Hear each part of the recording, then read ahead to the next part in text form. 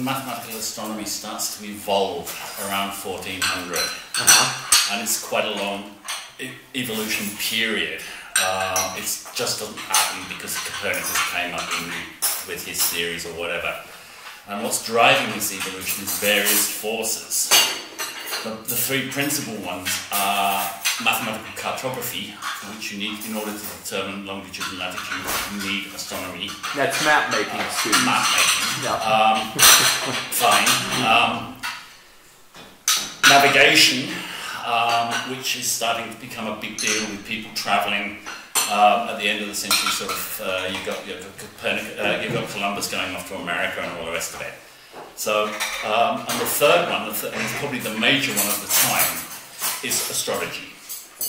And the reason why astrology becomes a big driver of astronomy at this point is because astrological medicine, for which the correct technical term in the Renaissance is iatro mathematics, which means health mathematics, has become very fashionable.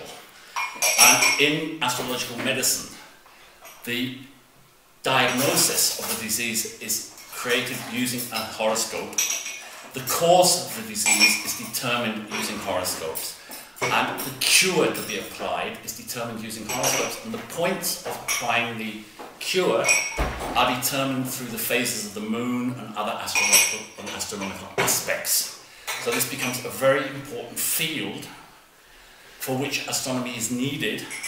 Today you can get a computer with a program, an astrological program, you chuck in a bit of data and you get your horoscope out. To produce a horoscope in the Renaissance in the 15th century, you need to be able to make astronomical observations or to read tables of astronomical observations. You have to make mathematical calculations and you have to cast your horoscope yourself.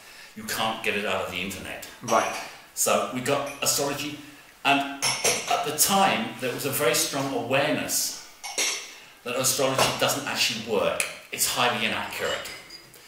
And the astrologers, and they're the same people as the astronomers, almost all of the astronomers in the early modern period are practicing astrologers.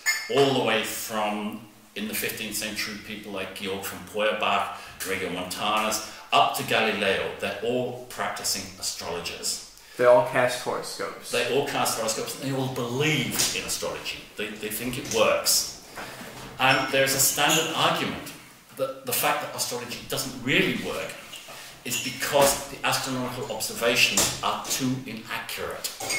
So we need to improve both the observations and the calculations based on those observations in astronomy in order to improve the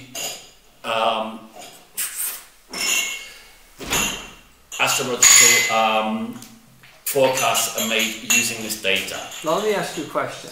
Did the astronomers, did they really believe that astrology worked, or was this just a great cash cow to fund doing astronomy? No, they really believed it. I mean, it's always, and you will find people who will say that Galileo just did it for the money.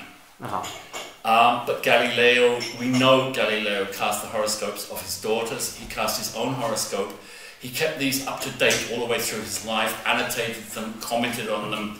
He's not doing this for money. Right. He's got a set of family horoscopes which he has cast himself, and he is annotating them through the years to check whether his forecasts are right or wrong and all the rest of it. And he's doing this because he believes in it. And the same can be said of people like Kepler, of Rheticus, Rheticus was a professional astrologer, the guy who first published the heliocentric theories of Copernicus in his Narratio Prima. In the book that we saw at the publishing house in Nuremberg. No, the publishing... No, no, I'm sorry, that's right. That's later. Rheticus publishes in 1540 in Danzig. And the second edition is 1541 in Basel, or around that time. Okay. And it's just a little pamphlet, Narratio Prima. It's an open letter addressed to Johannes Schöner in Nuremberg, who is a famous astronomer and astrologer. And Rheticus had been earlier a pupil of astrology of Johannes Schöner. And he addresses to him this open letter, the Narratio Prima, in which he explains the heliocentric system of Copernicus. It's regarded as being a sort of test to see what the reception would be for the theory. If the narratio prima is well accepted, then Copernicus is prepared to publish his book, the big version.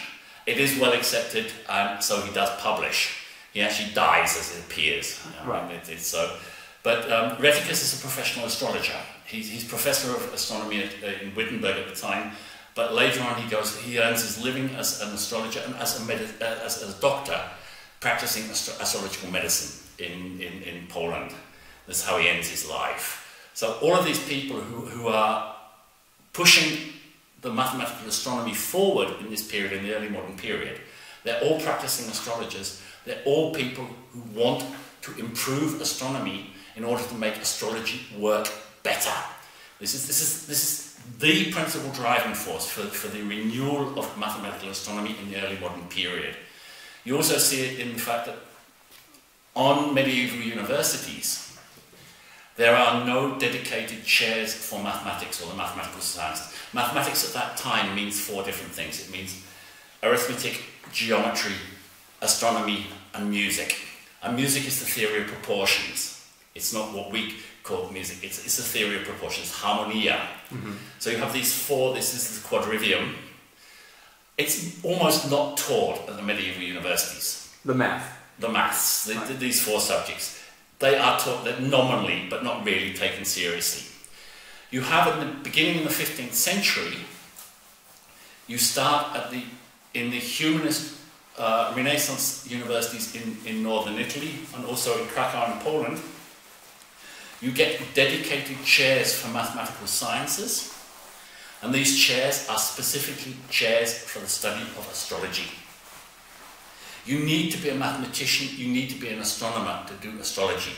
So it includes all of it. But they are specifically there as chairs of astrology. And these are the first mathematical chairs in all of Europe at universities. They are dedicated chairs for astrology, for the study of astrology. And they are teaching astrology to medical students. You have a medical faculty, and you have a professor of mathematics. He's called a professor of mathematics, and he's teaching astrology to medical students. So astrology, would you say that the astrology is mostly, in essence, a healthcare it's a thing? In other words, it's not to find out, if you're going to fall in love when you're 28. It's about healthcare and medicine. The university, the serious academic astrology is centered around astromedicine, mathematics. There is, of course, the other type of astrology, just simple birth horoscopes for people, answering questions like who stole my gold ring and all the rest of it, is done by professional astrologers who don't come out of the academic background. A lot of whom are regarded by the academic astrologers as charlatans. Right. There is this little war of thing going on. They're second-rate astrologers. They don't really know what they're talking about. Right. And there is a very strong feeling, again and again, you get from these people, the necessity to reform astrology and the necessity to reform astronomy. And you see it in the writings of people like Regiomontanus in the middle of the 15th century, Tycho Brahe towards the end of the 16th century, Kepler very, very much. This desire to make astrology, together with astronomy, a real science. They're very much aware of the problems with astrology.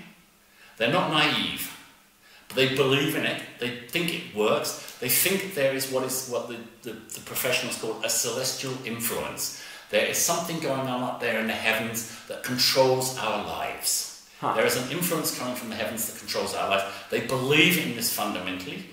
They have, because of a conflict with Christian theology, they have a type of astrology that is not deterministic. It doesn't say it's going to happen. The astrology is tendencies. And it could happen, but you can prevent it happening. There's a slightly different interpretation. People tend to think of astrology as being deterministic. The stars say, this will happen. These astrologers don't say, this will happen. They say, it probably happened, it could happen, but we can change it. Because the Christian theology says you have to have free will. And in a talk we just heard at this conference, one person was saying that the Jesuits, at least as a policy, rejected astrology. I take it for a similar sort of reason. Yeah. You know, the Jesuits were not fans of astrology. They didn't accept it, and of course the Jesuits really come into being. Jesuits as astronomers, as mathematicians, is really a product of the 17th century. This is Christoph Clavius. He sets up a school system, a university system, teaching the mathematical sciences for Catholics in the schools, in the universities. And it's really at the beginning of the 17th century that the Jesuits take off as astronomers, as mathematicians. And by that point, astrology is getting into problems, and the Jesuits, probably for religious reasons, don't want anything to do with it.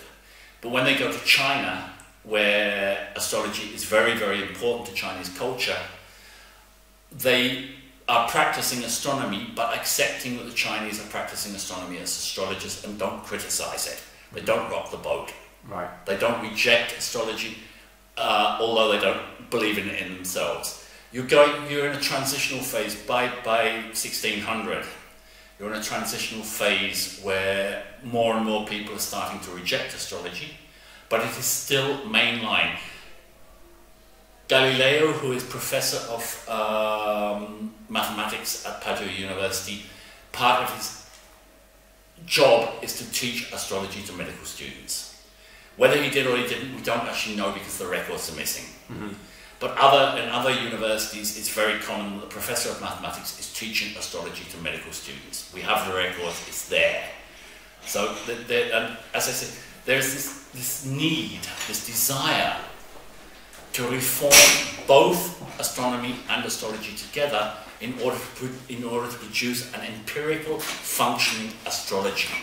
This is a major driving force in the reform of astronomy. So our battery's wearing down here, but so for the student taking an introductory astronomy class, the thing to remember here for them, what would you say to sort of wrap it up? What should the average student remember about astrology?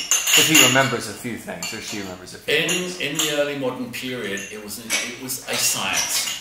It was taught as a science at university, and the fact that astrology was a science and it was taught at university is one of the major driving forces in the development of the new mathematical astronomy, which we call the astronomical revolution.